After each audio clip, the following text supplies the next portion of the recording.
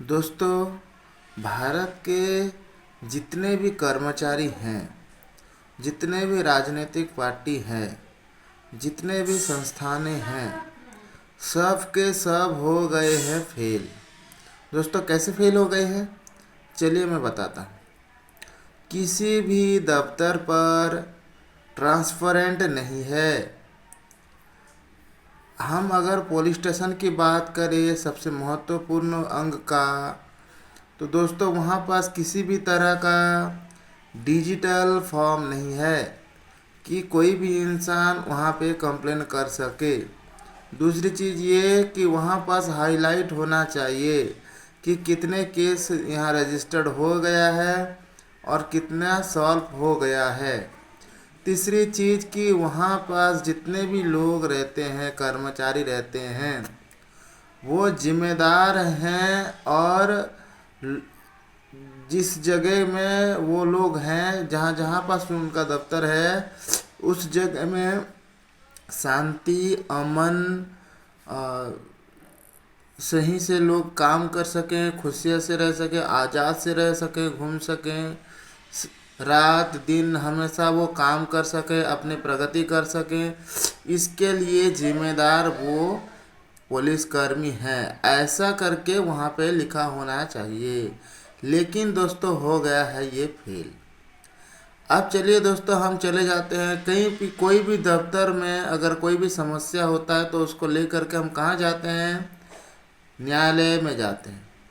अब न्यायालय कैसे फेल हो गया है, इस बात को हम देखते हैं। न्यायालय भी ट्रांसपेरेंट नहीं है। वहाँ पे कोई कैमरा अवेलेबल नहीं है जो जनता को मैसेज दे पाए कि अंदर में क्या हुआ और क्या नहीं हुआ। कौन कौन सरकारी वकील हैं उनका लिस्ट होना चाहिए बाहर में, और निःशुल्क उन लोगों की सेवा दिया जा रहा है करके बाहर में ही लिखा होना चाहिए। और ऑनलाइन कंप्लेन की सुविधा होना चाहिए कि ये वकील मेरा काम लेने से मना कर दे या फिर इस तरह का बात मेरे साथ कर रहे हैं। तो इस तरह से पूरा न्यायालय का सिस्टम होना चाहिए था।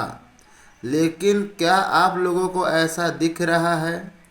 तो सीधा सीधा कहा जा सकता है कि भारत के अंदर न्यायालय हो, कार्यपालिका हो, व्यवस्थापिका हो, या फिर कोई भी दफ्तर हो, या फिर कोई भी कर्मचारी हो जो योग्यता के अनुसार गए हुए हैं, वो सब के सब हो गए फेल।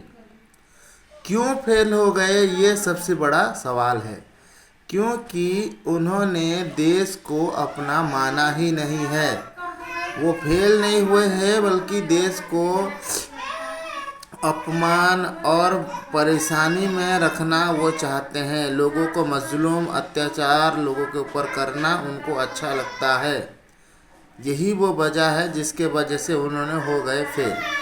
तो मैं दोस्तों आप लोगों से आग्रह करता हूँ कि इसके ऊपर क्या किया जा सके, और ये जो जिम्मेदारी है ये उन लोगों को सबसे ज़्यादा हो जाता है जो सामाजिक संगठन बना करके हम बहुजन के नेता हैं ऐसा मानते हैं, और उन्होंने अभी तक अपनी खुद की कोई फोर्स तैयार नहीं किया है और न ही कोई उनके पास कोई फंड है।